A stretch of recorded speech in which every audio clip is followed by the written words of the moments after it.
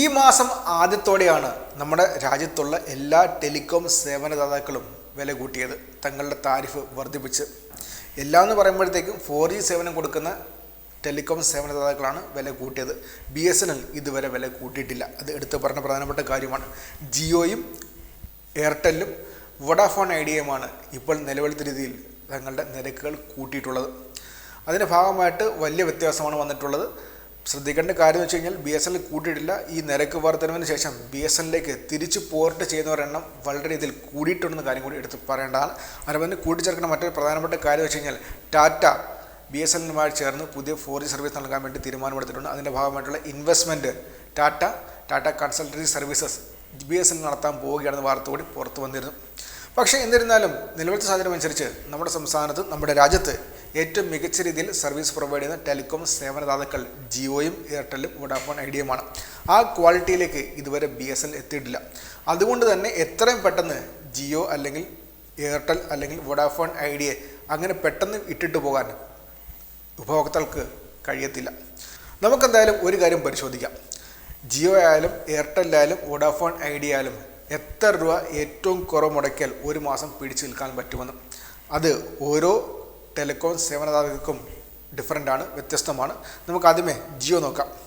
Reliance ജിയോയിൽ SIM സജീവമായി നിലനിർത്താൻ ചെലവഴിക്കേണ്ടി വരുന്ന ഏറ്റവും കുറഞ്ഞ പ്ലാൻ നിലവിൽ 175 രൂപയുടേതാണ്. ഈ പ്ലാനിലൂടെ ഉപഭോക്താക്കൾക്ക് 28 ദിവസത്തേക്ക് 10 GB ഡാറ്റ ലഭിക്കും. ഉപഭോക്താക്കൾക്ക് Jio cloud, Jio cinema, Jio TV, Sony LIV, തുടങ്ങിയ ജിയോ TV ഉള്ളടക്കവും ഇതിനൊപ്പം തന്നെ കൂടുതൽ ലഭിക്കും.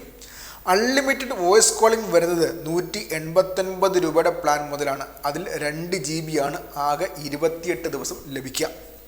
അടുത്ത വോഡാഫോൺ ഐഡിയയിലേക്ക് വരുമ്പോഴത്തേക്കും കൺസ്യൂമേഴ്സിന് 99 രൂപയുടെ പ്ലാൻ വാഗ്ദാനം ചെയ്യുന്നുണ്ട്.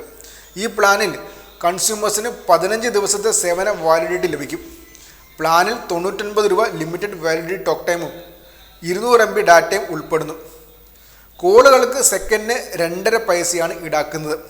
198 രൂപയുടെ പ്ലാനിൽ 30 ദിവസം വാലിഡിറ്റിയും നേടാനാകും. വോഡാഫോൺ ഐഡിയയുടെ കാര്യമാണ് ഇപ്പോൾ പറഞ്ഞത്. ഇനി അടുത്ത എയർടെല്ലാണ്. എയർടെല്ലിൽ സിം സജീവമായി നിലനിർത്താൻ വേണ്ടി കൺസ്യൂമേഴ്സിന് 199 രൂപ പ്ലാൻ ഉപയോഗിച്ച് റീചാർജ് ചെയ്യണം. ഈ പ്ലാൻ 28 ദിവസത്തെ സേവന വാലിഡിറ്റിയാണ് തരുന്നത്. കൺസ്യൂമേഴ്സിന് 2 GB data, unlimited voice calling, 100 SMS per ദിവസം എന്നിവ നൽകുന്നു. ഈ പ്ലാൻ മുൻപ് 179 രൂപയായിരുന്നു. 179 രൂപ പ്ലാൻ ഉണ്ടായിരുന്നത് ഇപ്പോൾ 199 രൂപയായിട്ട് വർദ്ധിച്ചുകൊണ്ട് 20 രൂപയുടെ വ്യത്യാസമാണ് ഒരു മാസം. ഒരു സാധാരണ ഏറ്റവും കുറവ് മാറ്റം എയർടെല്ലിൽ വന്നിട്ടുള്ളത്. അത് 175 രൂപയാണ് റിലയൻസ് ജിയോയ്ക്കകത്ത്. പക്ഷേ അത് അൺലിമിറ്റഡ് കോൾ ലഭിക്കത്തില്ല. പക്ഷേ 189 രൂപയ്ക്കകത്ത് അൺലിമിറ്റഡ് വോയിസ് കോൾ കിട്ടും. പക്ഷേ ഡേറ്റ 2 GB മാത്രമേ കിട്ടത്തുള്ളൂ. അങ്ങനെ നിലവിൽ മാറ്റങ്ങൾ വന്നിട്ടുള്ള. എന്തൊക്കെയാലും BSNLും ടാറ്റയും ചേർന്നുള്ള പുതിയ പാർട്ണർഷിപ്പ് വരികയാണെങ്കിൽ ഇതിലൊരു മാറ്റം ഉണ്ടാകുമെന്ന് പ്രതീക്ഷിക്കാം. നിലവിലത്തെ സാഹചര്യത്തിൽ എന്തായാലും ഇന്ത്യയിലെ മുൻനിര ടെലികോം സേവനദാതാക്കളായിട്ടുള്ള വോഡാഫോൺ, എയർടെൽ, ജിയോ എന്നിവർ നിലവിൽ താരിഫ് വർദ്ധിപ്പിച്ചിരിക്കുകയാണ്. 175 രൂപയാണ് ഏറ്റവും ബേസ് മിനിമം ജിയോയ്ക്കകത്ത്, 199 രൂപയാണ് ഏറ്റവും ബേസ് മിനിമം എയർടെലിനകത്ത്. പിന്നെ വോഡാഫോൺ ഐഡിയക്കകത്ത് 99 രൂപയുടെ പ്ലാനുണ്ട്. പക്ഷേ അത് 2 ആഴ്ചത്തേക്ക് വേണ്ടി മാത്രമാണ്. 198 രൂപയുടെ പ്ലാനാണെങ്കിൽ അത് ഒരു മാസം മൊത്തം കിട്ടും. അങ്ങനെ നോക്കുമ്പോഴത്തേക്കും 175 ജിയോയ്ക്കകത്ത്, 198 വോഡാഫോൺ ഐഡിയക്കകത്ത്, 199 എയർടെലിനകത്ത്. ആ മാറ്റമാണ് ഇപ്പോൾ വന്നിട്ടുള്ളത്.